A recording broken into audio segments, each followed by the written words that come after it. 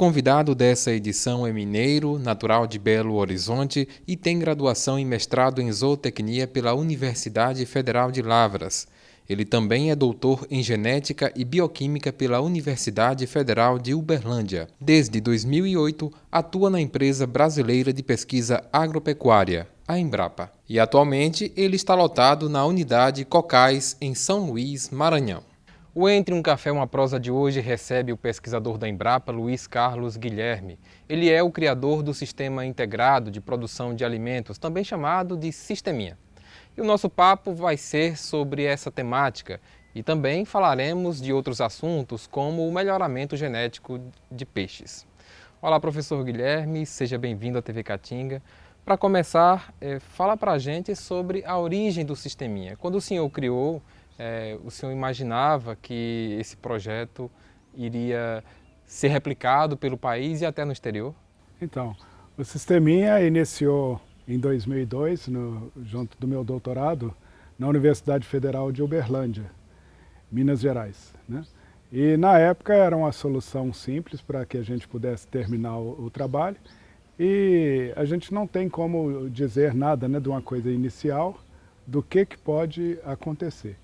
E nós tivemos o desenvolvimento dos vários módulos de forma conceitual, e mais tarde, né, focado já com o meu trabalho na Embrapa, nós pudemos trabalhar com o Sisteminha como uma ferramenta de combate à fome. E a gente não teria ideia, né, de que pudesse repercutir. Como cientista, normalmente você desenvolve o trabalho focado naquilo que num determinado problema muito pontual. E a gente não sabe o reflexo que aquilo ali vai ter. Ou seja, fazer um gol na ciência é difícil. E muitas vezes você precisa de um tempo muito grande para que aquilo possa consolidar através das repetições, do conceito de discussão, validação, para que possa ter um resultado realmente efetivo. E o Sisteminha, ele veio a atender, né, a necessidade de uma grande massa da população que tem a dificuldade no trabalho de conseguir a segurança alimentar, a segurança econômica que possa permitir isso, e por ser uma tecnologia de certa forma universal, porque ele vai procurar atender as necessidades da família em relação à proteína, carboidratos, vitaminas, minerais, e poder utilizar pequenos espaços e a adequação que as pessoas podem fazer numa visão sistêmica do problema, ele passa a ter um cunho universal. Então, não só no Brasil, nas diversas regiões vão ter famílias utilizando o Sisteminha, como também em outros países, principalmente a África, onde nós pudemos atuar inicialmente em Gana, Uganda, né, com recursos da Fundação Marketplace, da Fundação Bill Gates, e que mais tarde vem se expandindo. Hoje em Moçambique, Angola, a Tanzânia, a Etiópia, né, e Camarões também já utilizando a tecnologia do Sisteminha. Isso é muito gratificante para a gente. Explicando para quem está nos assistindo e que está se perguntando, sim, mas o que é esse Sisteminha? Em que ele consiste? Em resumo, como é que funciona? Qual é a estrutura do Sisteminha? O Sisteminha, ele é um conjunto de tecnologias que são colocadas em pequenos espaços e trabalhando de forma integrada. Isso significa que, nessa visão sistêmica, né, o sistema de produção, por exemplo, do peixe, que a gente considera ser no coração do Sisteminha, ele vai fornecer a água com todos os nutrientes necessários para o desenvolvimento de uma planta. No caso do Sisteminha, a planta referência seria o milho. Então, as exigências de nitrogênio, de fósforo, cálcio, potássio, magnésio, enxofre, ela vai estar equilibrada com o que o peixe absorve da ração e o que sai nos seus resíduos e que fica dissolvido na água, de acordo, por exemplo, com uma análise ou uma diagnose foliar da planta de referência. A partir daí, nós temos a integração com a produção de galinha num sistema mínimo, né? A galinha de postura, geralmente linhagem industrial, também com ração de qualidade, que permite a família produzir até 18 ovos por dia, né? Com um galinheiro que ocupa um espaço de 80 metros quadrados, com área de pastejo, equilíbrio, e uma área reservada de 8 metros. A produção da compostagem, a miocultura na produção do verme composto, que seria o humus, né? Que é o que vai gerar toda a produção, então não há necessidade de se comprar adubo orgânico nem defensivo. Você tem a colocação ainda dos grupos vegetais que estão focados, né? Nós estamos hoje dividimos em 4 grupos. Então nós temos um primeiro grupo que é o que inicia o sisteminha, com o plantio do milho, da macaxeira, da abóbora, melancia, o feijão, a batata doce, o inhame e a macaxeira. Então com esses produtos a família começa a ter sustentabilidade a partir de 90 dias. E ao mesmo tempo ela integra também as olerícolas, as frutíferas de ciclo curto, os chás e temperos, as frutíferas. Esse seria o módulo mínimo, mas atualmente o sisteminha tem 15 módulos que vão sucedendo e acoplando, né? Não há produção de resíduo, porque todo o material produzido de uma atividade é utilizado como matéria-prima da próxima atividade. Então ele se integra e ao final a gente tem um equilíbrio e a produção máxima de alimentos. É produzido de forma escalonada, então você não produz no seu quintal tudo de uma vez. O milho, por exemplo, é plantado apenas 25 sementes, mas semanalmente, junto com o feijão, junto com a abóbora, junto com a melancia. E você tem outras plantas que são produzidas quinzenalmente, mensalmente. E quando inicia o processo de colheita, ela é contínua durante o ano todo. Então isso permite gerar segurança alimentar para famílias que dispõem de quintais de 400 metros quadrados a 1.500 metros quadrados, suficiente para uma família de 3 a 5 pessoas sobreviver e se manter bem nutrida de acordo com as recomendações da FAO e da ONU e da OMS. Tá? O Sisteminha é um projeto premiado por tudo que ele representa, né, na produção de alimentos e na sustentabilidade no semiárido. Aqui na Univasf, no Espaço Plural de Juazeiro, tem um Sisteminha implementado. O senhor tem acompanhado como tem sido essa recepção e replicação do Sisteminha por outras instituições na região? Sim. O Sisteminha, ele, pela simplicidade e a facilidade que tem de se adequar às situações regionais, nós temos tendo um interesse muito grande a partir das escolas. Então as escolas familiares agrícolas, escolas técnicas, né? Aqui nós estamos na divisa aqui com a Bahia, né? Nós temos já Riachão do Jacuípe, onde as escolas, mesmo sendo noturnos, os alunos interessando e desenvolvendo o sisteminha. Nós temos o Instituto Federal também em Senhor do Bonfim, né? Que está próximo também, que tem uma atividade muito grande. E Inajá são mais de 25 famílias, né? Com estações de comunidades indígenas, quilombola. Próximo daqui da divisa, paulistana, né? Já no calcanhar ali do Piauí, né? Nós temos pelo menos 25 famílias em apenas uma comunidade quilombola, São Martins, e que vem realmente alterando a qualidade de vida pela grande quantidade de produtos para o dia a dia, para a alimentação. Então, cada vez indo além, né, da expectativa. Muito bom a gente ter esse retorno. E a Univasf, com Espaço Plural, é um ponto importantíssimo no desenvolvimento da tecnologia, porque é uma janela. Nós temos aqui, com o professor René e o Márcio, já mais de 4.000 pessoas, né, visitaram o Sisteminha nesses 2 últimos anos. Então esse aí já é um impacto regional fantástico. Quanto custa em média um projeto para um produtor, um pequeno produtor que deseja implementar o Sisteminha para a produção também comercial?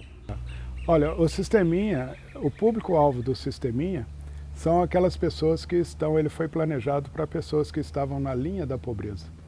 E essa linha da pobreza significa famílias que têm uma renda atualmente em torno de R$100 por mês por membro de família. Há um grande contingente, agora com a pandemia isso ainda vem agravando. Então o foco inicial do Sisteminha é o combate à fome. Ele não é visto como negócio individualmente. Então esse curso para a família, ela vai depender muito do tipo de fonte de recurso que ele tem. Se ele tem acesso a um financiamento igual ao Pronaf, se ele não tem, se é recurso particular, ele pode improvisar a construção do tanque, por exemplo, ele pode trabalhar com papelão, com plástico, com outra coisa, para facilitar a construção. E a mão de obra sendo da própria família, ele vai economizar. Por exemplo, com um capital de R$2.000, ele já consegue trabalhar. No entanto, para iniciar alguns módulos, né? Nós colocamos a nível de política pública como trabalhar com um maior número de famílias, aí como investimento. E aí essa responsabilidade do investimento, de quem demanda, nós vamos ter incluindo capacitações, as licitações, né? Vamos supor que uma emenda parlamentar, uma outra coisa exige licitações, empresas participando de tudo. Então, o custo para a implantação de pelo menos os 5 módulos básicos, que é o tanque de peixe, o galinheiro, a compostagem, a miocultura e o plantio vegetal e as capacitações de deslocamento técnico, podemos pensar em torno de 20 a 25 mil reais por família como investimento. E individualmente, a partir de 2 mil, a pessoa já consegue trabalhar alguns módulos do sisteminha também.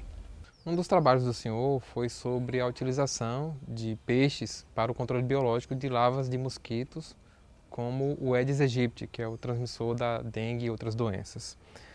Quais são os resultados dessa técnica? Então, essa técnica ela também é uma técnica premiada, faz parte do Banco de Tecnologia Social da Fundação Banco do Brasil, e ela iniciou também dentro da Universidade Federal de Uberlândia, durante o período de doutorado, em que a gente tinha um foco muito grande, né, de interesse dentro do município, e surgiu com a parceria com o Centro de Zoonose de Uberlândia, onde nós fizemos estudos de comparação do efeito do uso do peixe, que é um poecilídeo, é um peixe larvófago, né, de pequeno porte, e que era presente na bacia do rio Berabinha, em Uberlândia. E a cidade tinha uma quantidade de focos muito grande, tinha um número efetivo de pessoas sendo atacados, né, pela dengue, e o Centro de Zoonose pôde testar, por exemplo, em quantidades de locais como construções abandonadas, né, piscinas de casas fechadas, abandonadas, clubes, né, que estavam desativados, porões de prédios também, fossos de elevador. E foi utilizado o peixinho com uma grande eficiência, tá?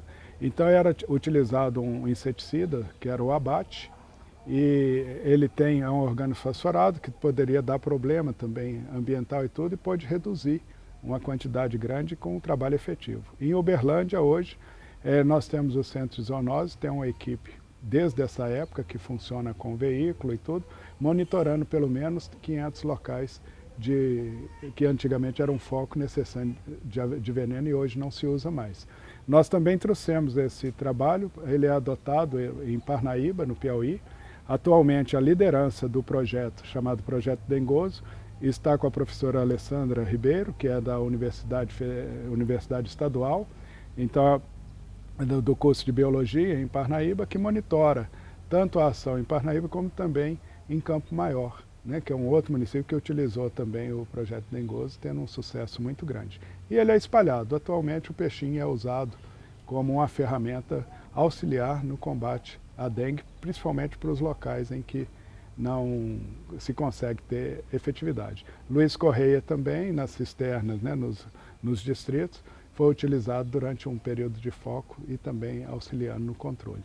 Então é um projeto muito interessante e que hoje, acoplado ao sisteminha, o próprio tanque do sisteminha, apesar de trabalhar a tilápia, funciona também como um local de acúmulo das larvas. Em Parnaíba, pode observar que nas construções, nas casas, na área urbana que faz a piscicultura, com o tanque do sisteminha, geralmente não se encontra foco do mosquito, pelo menos em 2 quarteirões ao redor desse ponto. Sinal que eles estão concentrando a postura ali e os peixes se alimentando.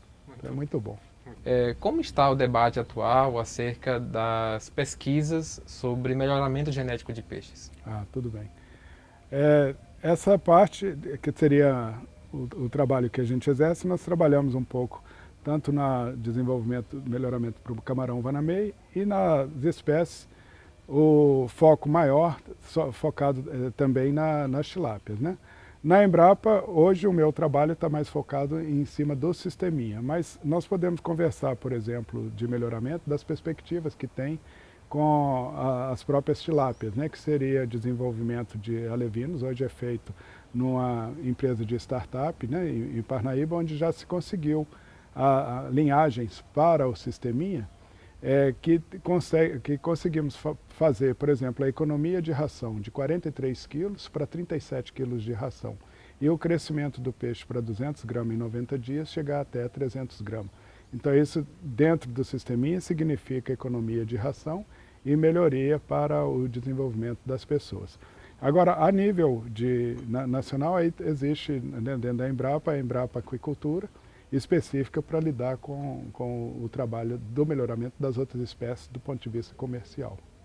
Na época em que o senhor fez o doutorado, também atuou em uma empresa com pesquisas de inovações na área de piscicultura urbana e sistema integrado de aquaponia.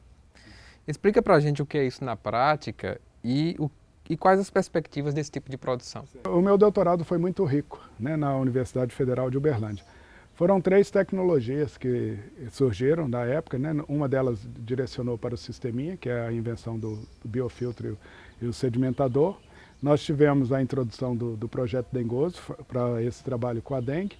E o terceiro ponto acabou gerando a incubação de uma empresa, que é a LCG Biotecnologia, que hoje tem a responsabilidade com meus filhos, né? Não comigo, e voltada para o melhoramento. Na década de 90, eu desenvolvi uma tilápia que era conhecida como a tilápia careca, né? E tem até uma reportagem na época de Globo Rural, e não é em minha homenagem não, é porque ela não tem aquela nadadeira dorsal. E nós conseguimos resgatar esses animais, e essa empresa então surgiu dentro ainda do doutorado com a perspectiva de se trabalhar o desenvolvimento de uma linhagem chamada YY. Né, e utilizar essas tilápias carecas como marcador fenotípico da atividade. Essa é a única atividade que está parada, porque a partir de 2008 eu entrei para passei no concurso da Embrapa, continuei, e agora tem de aposentar, né? Depois de aposentado, retornar para ela, porque é um potencial econômico muito grande. A gente teria a possibilidade em 2 ou 3 gerações, a partir do cruzamento desses peixes com as espécies normais e com técnica conhecida como manipulação cromossômica, que é a minha especialidade do doutorado, em que a gente consegue trabalhar, né, a inativação, por exemplo, do DNA dos ovócitos de um determinado peixe, fazer o cruzamento e aí obter peixes que seriam as fêmeas que a gente tem, elas seriam geneticamente iguais, né? E não tem, é só uma manipulação, por exemplo, não tem nada de mudar a genética do peixe, trazer, por exemplo, transformar, são chamadas técnicas de ginogênese, de androgênese, em que você consegue produzir peixes totalmente fêmea, totalmente macho, né? E seriam os filhos sem pai ou sem mãe. Então é umas coisas assim mais interessantes, e que a tilápia careca, por carregar esse gene recessivo, ela pode demonstrar para a gente se a experiência deu certo nos primeiros cruzamentos. Então a incubadora de empresa achou interessante, e a empresa existe desde essa época com essa finalidade. Atualmente nós temos um plantel de mais de 1000 tilápias com essa característica, que consegue reproduzir e vem se mantendo para esse avanço, né? de passatempo, aí, no caso, para chegar numa linhagem comercial com ela. Para finalizar, as pesquisas do senhor também envolvem a tilápia, como o senhor bem comentou aqui, que é utilizada no sisteminha e que foi adotada por diversos produtores. Esse peixe costuma dividir opiniões, por não ser nativo e por vários motivos. Quais são as vantagens e desafios da produção dessa espécie? A tilápia é um peixe universal, né? No sisteminha nós procuramos utilizar tudo que a ciência pôde melhorar durante esses últimos 6 anos e colocar isso à disposição do produtor para que ele decida, depois de aprender a técnica, o que é melhor para ele. Então a tilápia hoje é um peixe que você encontra, por exemplo, nós trabalhamos dentro do sisteminha em 90 dias com 7 tipos de rações diferentes para cada fase. Um peixe com crescimento rápido e que dá esse retorno. Na África, o bagre africano é o peixe escolhido. E aqui no Brasil, a carência agora seria com pesquisa para outras espécies, para outras regiões, como na região amazônica, que não pode utilizar a tilápia, ou algumas regiões do Pantanal também. Então, o processo poder ser trabalhado, né, principalmente pelos institutos federais, as universidades, eu mesmo a Embrapa, de modo a desenvolver espécies que sejam viáveis, né? Então, no mais, eu gostaria de agradecer a oportunidade, né, de estar aqui com vocês, e fico à disposição na Embrapa Cocais para qualquer eventualidade, alguma informação ou responder alguma questão a mais. A gente que agradece a disponibilidade do senhor, parabeniza pela pesquisa e deseja mais sucesso ainda nas pesquisas do senhor.